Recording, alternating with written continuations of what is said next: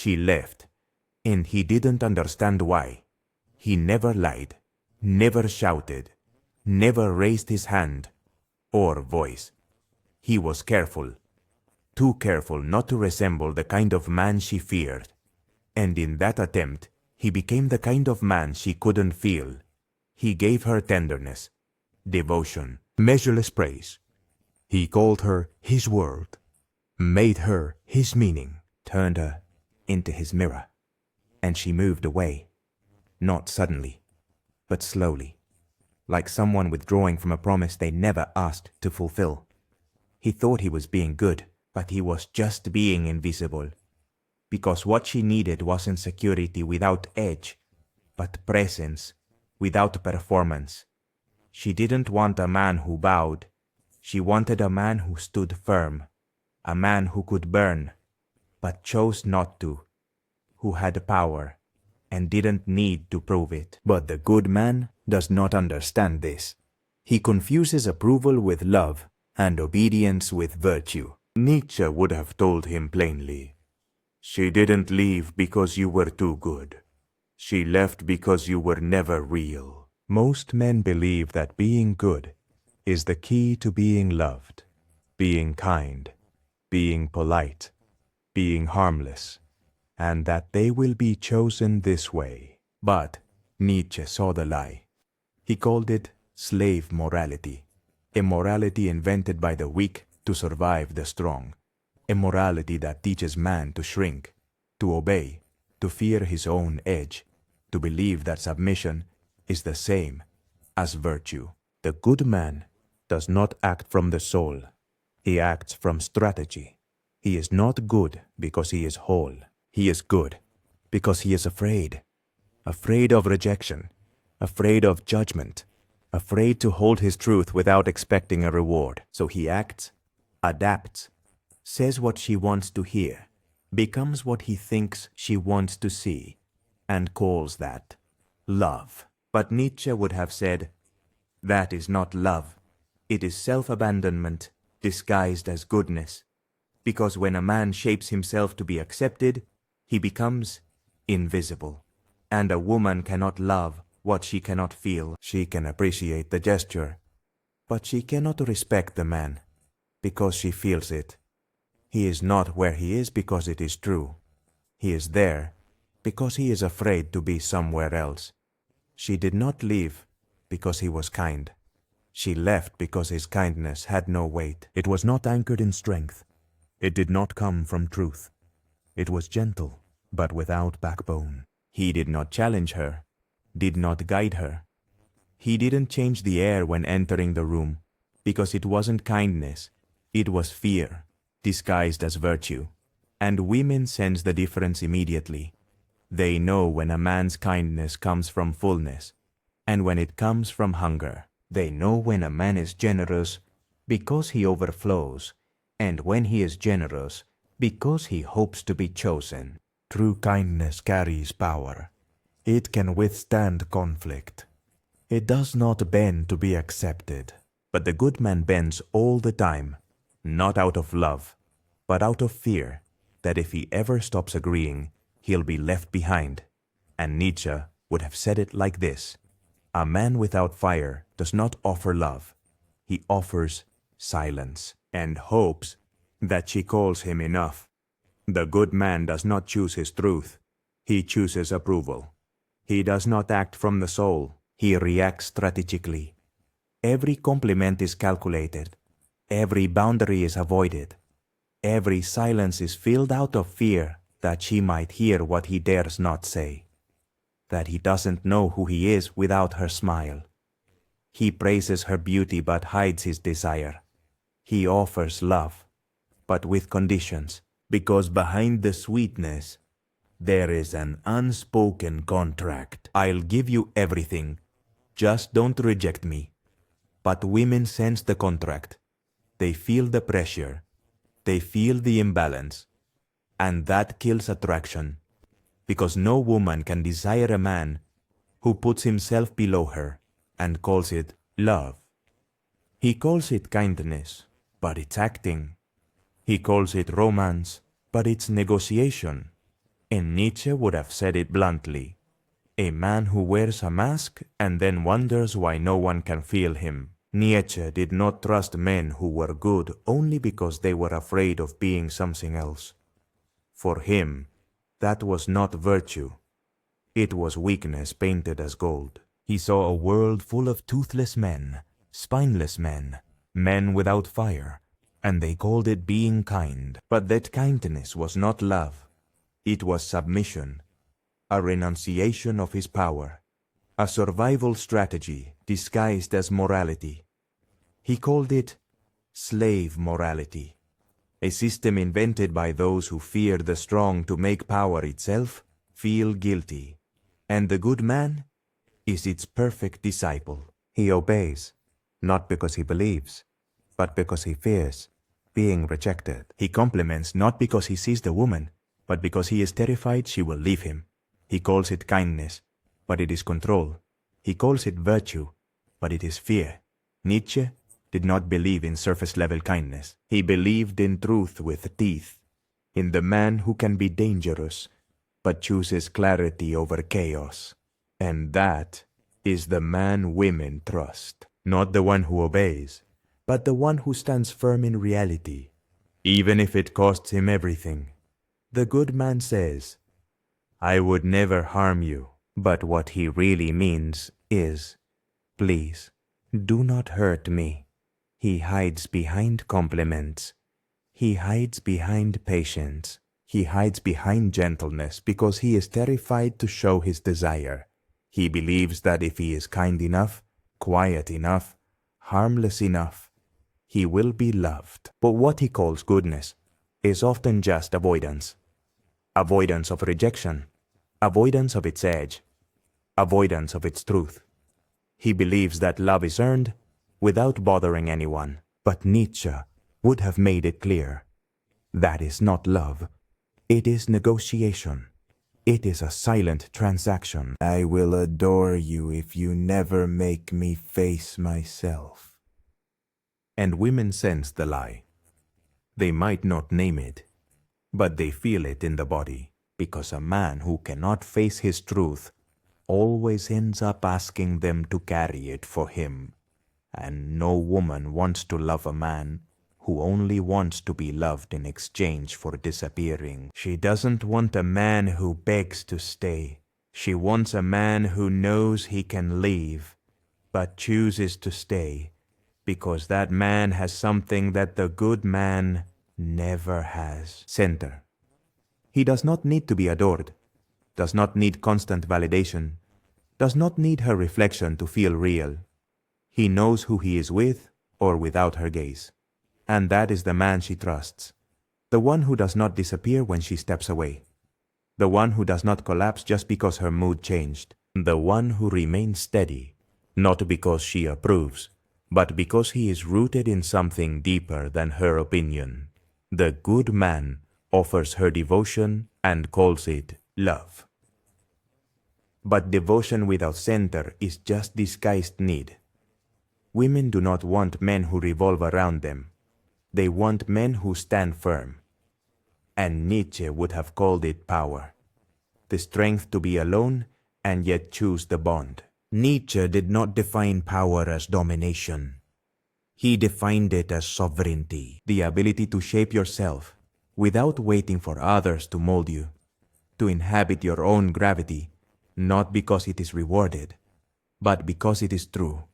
That is the will to power, not the will to control her, but the will to stop being controlled by your own emptiness. The sovereign man does not ask for permission, does not seek approval, does not negotiate his identity in exchange for affection. He does not need her to see him to believe that he exists. And there lies the paradox. The man who can leave is often the man she wants to stay with, because his presence is not an act. It is a force, one that does not collapse every time she doubts. The will to power is not cruelty, it is mastery over oneself. It is having the fire and not needing to show it. And Nietzsche knew it.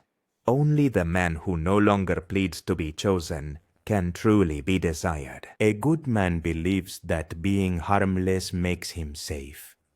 But for a woman's nervous system, harmlessness often feels like absence. She does not feel supported. She does not feel tension. She does not feel that edge where her power lives, because he has crushed it, softened it, buried it under pleasant tones and careful smiles. He believes he is being mature, but he is only being invisible, because a toothless man cannot protect. A man without an edge cannot anchor. A man without danger cannot lead. The feminine does not want destruction, but it needs containment. And the man who cannot hold fire is not reassuring. He is exhausting, because she feels that he is not at peace. He is just pretending not to be in chaos. And that pretense creates pressure. It turns desire into obligation, and gradually into resentment. Nietzsche would have said it like this: do not lose your danger to be good. Refine it, master it, but never erase it. The good man not only avoids conflict, he avoids himself. He calls it emotional control, balance, maturity. But in reality, what he is doing is burying the parts of himself he fears she won't accept. His anger, his desire, his instinct, sharp. He silences them, not because they are false, but because he believes that being authentic means being rejected. So he chooses politeness instead of presence, passivity instead of power.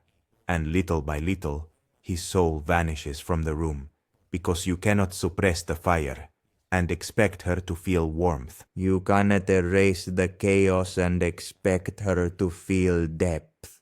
Maybe she calls him tender. Maybe she calls him cute. But in her body, she feels nothing, because he is not offering her his being. He is offering her an edited version of the man he is afraid to be. And Nietzsche would have said it clearly: what you repress does not disappear. It just waits to turn your goodness into collapse. You can say all the right words, buy all the flowers, arrive on time, smile at the right moment, do everything right. But if the underlying energy is fear, she will feel it. If your love is just a strategy to avoid abandonment, she will feel it. If your kindness is just a mask to hide the parts of you that you have rejected, she will feel it too. Because women do not fall in love with your logic, fall in love with your signal. And the signal of a man who has buried his shadow always trembles. It may seem perfect on paper, but something is missing in the room.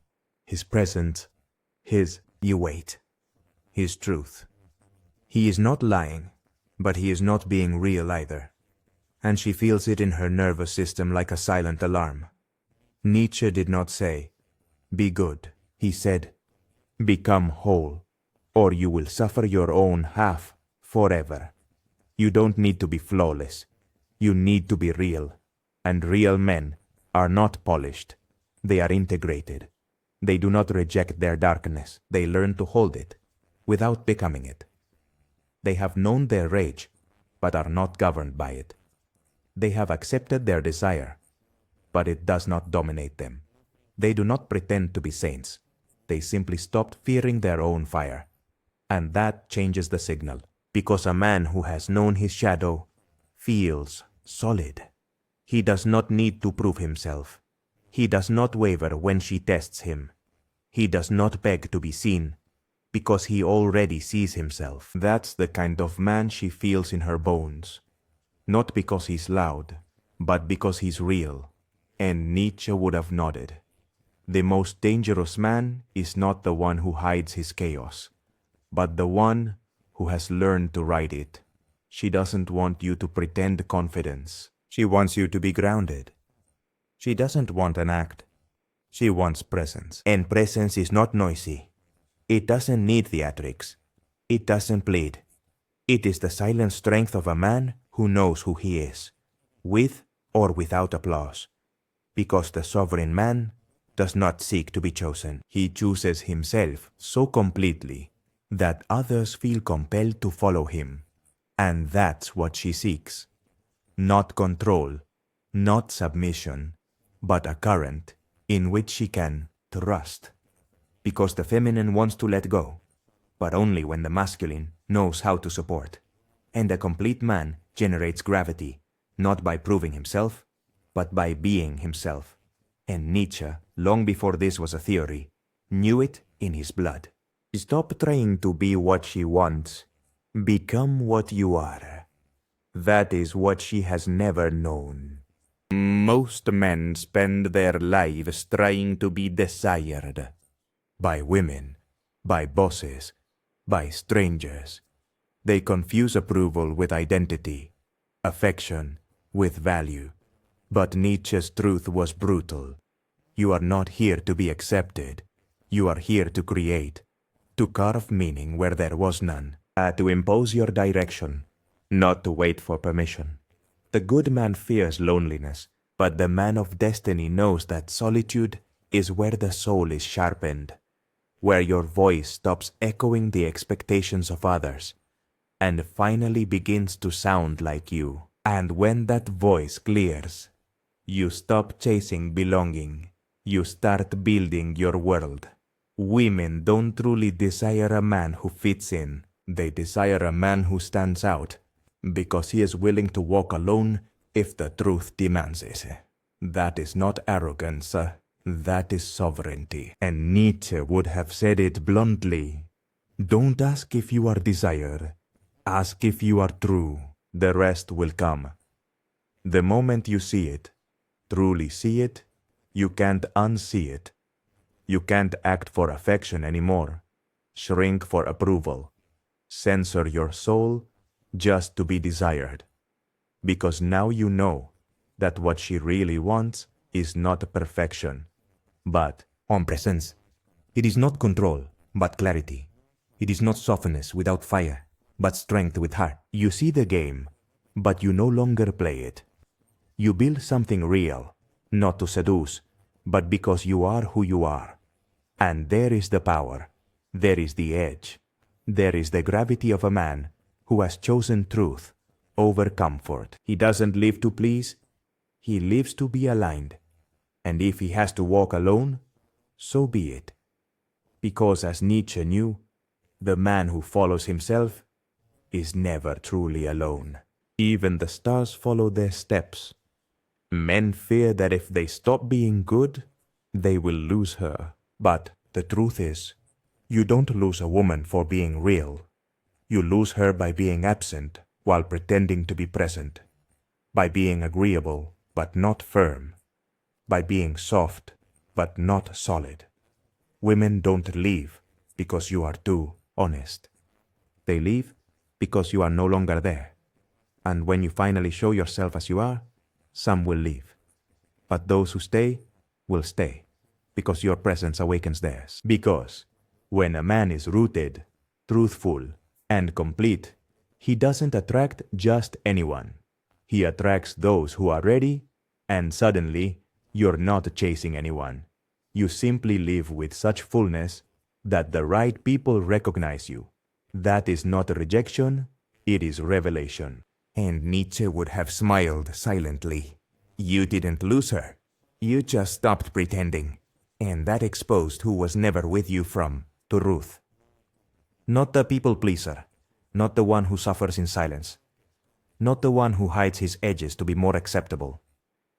She doesn't want your disguise. She wants your depth. She wants the man who has looked inside himself and didn't look away. To the one who knows his violence but chooses his vision. To the one who acknowledges his hunger but leads with discipline. To the one who can say, "This is who I am, and I don't need your approval for it to be true." That's not cruelty. It's clarity. It's power. And in that space, if she approaches, it's towards something real. Because only when a man claims himself can a woman trust what he offers. Being good is not being safe. Being good is being uncertain. But the truth is solid. And Nietzsche's warning was never about women. It was about you. If you betray who you are to be desired, you will be desired by those who never truly saw you. Make yourself seen or be forgotten. The decision is yours.